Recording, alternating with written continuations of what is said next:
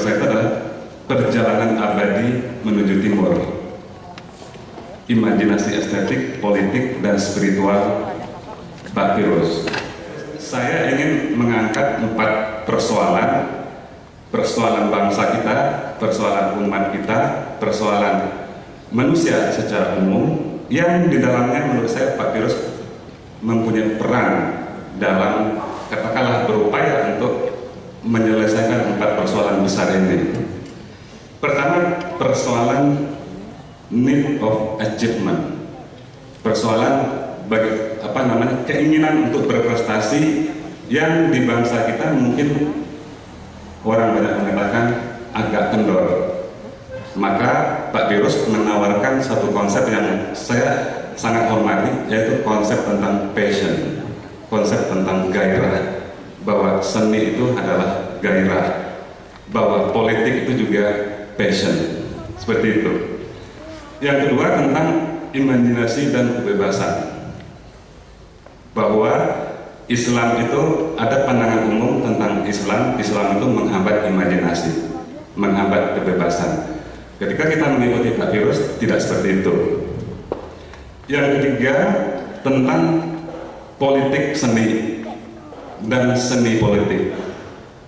Kalau kita perhatikan dari beberapa karya Pak Pirus, ucapan, karya, lukisan, maupun pandangan-pandangan beliau tentang masyarakat pada umumnya, maka sepertinya antara politik dengan seni, politik dengan estetik itu sepertinya tidak ada batas. Kita berpolitik melalui seni dan berseni melalui politik, mestinya begitu. Nah, ini satu persoalan yang ketiga. Yang keempat, saya juga mengangkat persoalan identitas dan perubahan. Bagaimana kita mengantisipasi perubahan, tapi sambil tetap mempertahankan identitas. Saya di sini mencoba mengikuti Marshall McLuhan yang mengatakan pesan itu ada 2, pesan dari lukisan, di dalam lukisan, tapi pesan lukisan itu sendiri, termasuk proses berkaryanya, gagasan, imajinasi yang ada berkembang di baliknya, itu juga pesan.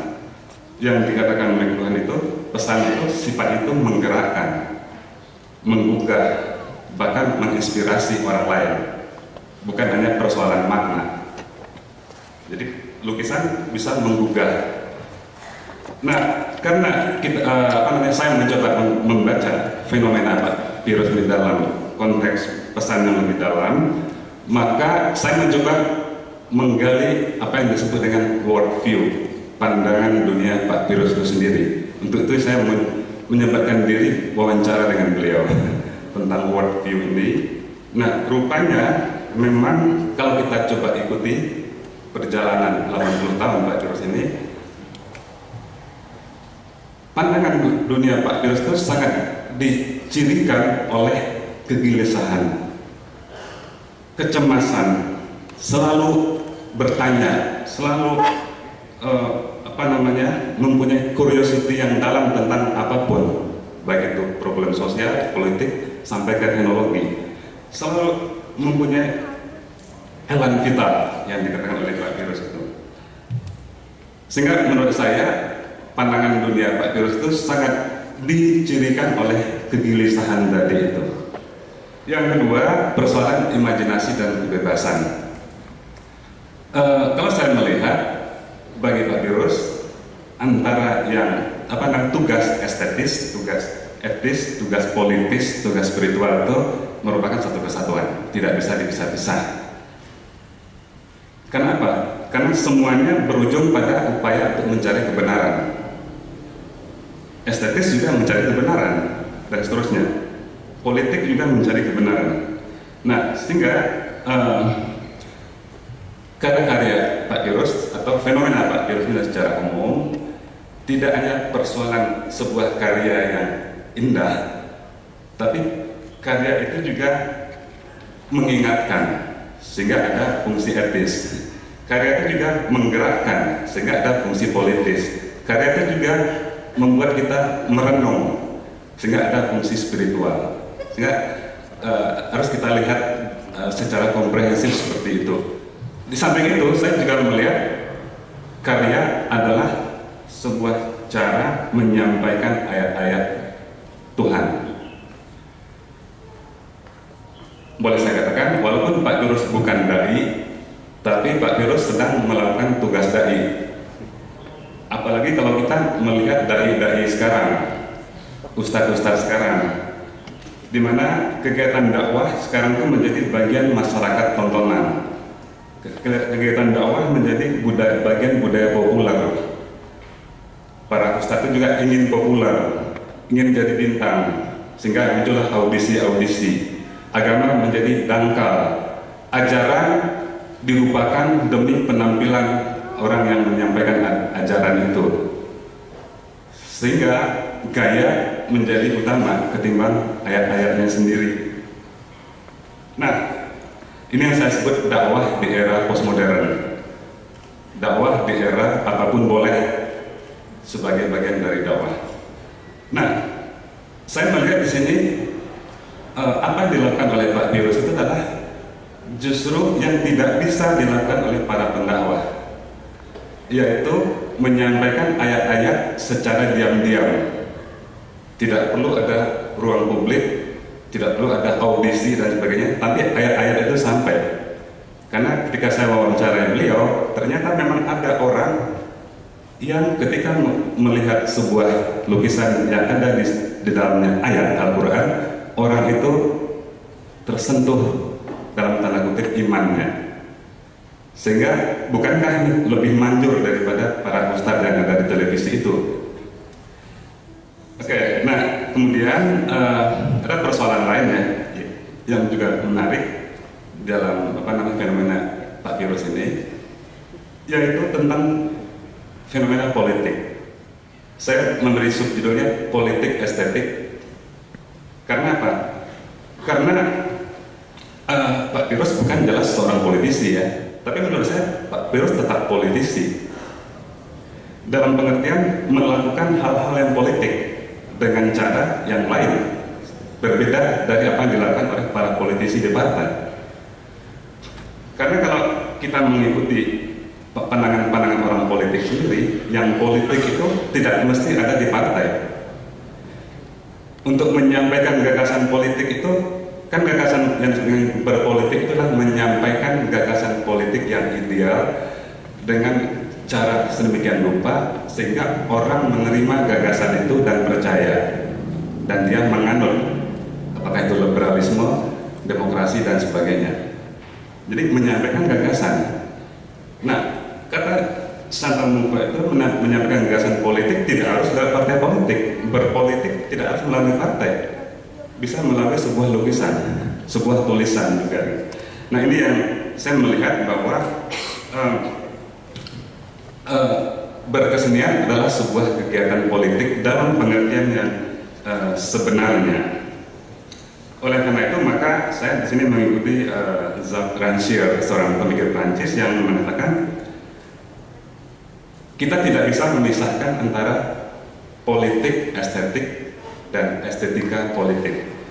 Ketika kita berbicara estetika, politik estetika, dalam berkarya itu ada cara kerja politik. Apa cara kerja politik? Ya tadi itu, menyampaikan gagasan dan orang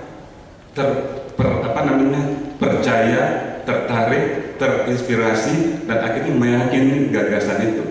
Inilah cara kerja politik. Dan dengan demikian maka melukis adalah berpolitik dalam pengertian yang sebenarnya. Kalau kita mengatakan estetika politik, artinya apa? Ketika orang berpolitik, orang menggunakan cara-cara berkesenian. Apa cara-cara berkesenian? Yaitu mencoba merepresentasikan sesuatu melalui karya, melalui cat minyak dan sebagainya. Nah, sehingga tidak bisa dipisahkan di antara yang dua ini. Oke, nah dalam kondisi yang demikian, maka menurut saya peran estetika politik dan politik estetik ini merupakan satu hal yang sangat penting di dalam kehidupan politik kita sekarang. Mengapa? Karena kalau kita lihat politik sekarang tidak jauh berbeda dari dakwah tadi. Di dalam politik sekarang orang tidak lagi memperjuangkan gagasan, tidak lagi memperjuangkan ideologi. Yang diperjuangkan adalah kursi, yang diperjuangkan adalah kekuasaan. Sehingga politik sekarang itu berubah menjadi politik kekuasaan. Padahal politik tidak melulu kekuasaan, tapi adalah mencoba menawarkan gagasan-gagasan. Ketika seni hadir dalam ruang politik itu, maka yang bisa disumbangkan oleh seni ke dalam ruang politik adalah kejujuran. Sebab seni adalah kejujuran itu sendiri. Memang banyak karya seni yang tidak jujur, yang disebut dengan lukisan palsu, pemalsuan lukisan, tapi mudah ketahuan. Di dalam seni sebuah ekspresi nggak bisa berbohong. Maka menurut saya ketika gagasan-gagasan tentang ideologi dan sebagainya kita tuangkan melalui karya seni, itulah pernyataan ekspresi yang paling jujur terhadap politik dan sebagainya. Pernyataan politik yang kita lihat sekarang di televisi, kita ragukan kejujurannya. Maka saya mengikuti Jacques Rancière tadi itu, saya berani mengatakan mestinya seni ini menjadi satu wadah politik, bukan alat politik, tapi ruang untuk berpolitik juga. Dan ini sedang dilakukan oleh Pak Pirus. Banyak sekali karya-karya beliau yang bisa mencontohkan itu. Respons beliau terhadap apa yang terjadi di Aceh, kekerasan, respons beliau tentang reformasi, kejatuhan Orde Baru, terhadap apa yang terjadi sekarang juga. Nah, sehingga saya melihat di sini bahwa seni adalah satu-satunya harapan sekarang bagi pencerahan. Katakanlah ketika agama dengan cara dakwah sekarang itu susah diharapkan, para politisi juga susah diharapkan, maka menurut saya seni menjadi satu-satunya harapan untuk menyampaikan kebenaran, baik secara kultural, secara sosial maupun secara keagamaan, kebenaran itu. Nah, oleh karena itu maka apa yang terjadi sekarang sebetulnya adalah krisis identitas, dan Pak Pirus mencoba merespons itu. Artinya apa? Sekarang terjadi perubahan-perubahan zaman. Nah, rupanya beliau mempunyai satu filosofi yang sangat mendasar dalam mengantisipasi perubahan. Kebetulan filosofi ini datang dari negara saya, Pak, dari Sumatera Barat. Tapi ya, berupa sebuah pantun ya. Sakali ayah gadang, sakali tapian berubah, sakali musim berduka, sakali caro baganti. Itu pepatah dari Minangkabau yang Pak Pirus jauh lebih memahami daripada saya, karena beliau menghayatinya. Nah, apa artinya? Pak Pirus membiarkan zaman berubah, ada teknologi baru, ada pergolakan politik, ada pergolakan di dalam Islam juga. Nah, beliau juga ikut berubah. Seperti kemarin saya ke rumah beliau, diperlihatkan bagaimana Pak Pirus mengoprek iPad yang saya sendiri juga belum punya. Dari iPad itu keluar karya-karya, tapi itulah yang saya sebut tadi itu, sekali ada perubahan kita harus berubah, tapi kita tidak bisa meninggalkan yang fundamental. Apa itu yang fundamental? Itulah ajaran, itulah dasar-dasar etika, itulah dasar-dasar filosofi dari bangsa kita. Gitu. Nah, jadi saya di sini melihat bahwa bukankah kegelisahan Pak Pirus tadi itu, keberanian untuk ikut arus perubahan, elan vital yang besar tadi, gairah untuk selalu mencari, bukankah itu satu teladan yang luar biasa bagi bangsa kita yang menurut saya kekurangan semua hal itu. Oleh karena itu maka menurut saya kehadiran Pak Pirus ini layak untuk kita bicarakan di dalam seminar ini, karena memang ada nilai-nilai, ada karakter-karakter yang bisa menjadi masukan untuk bangsa kita yang sedang berubah ke arah yang tidak pasti sekarang. Demikian penyampaian dari saya.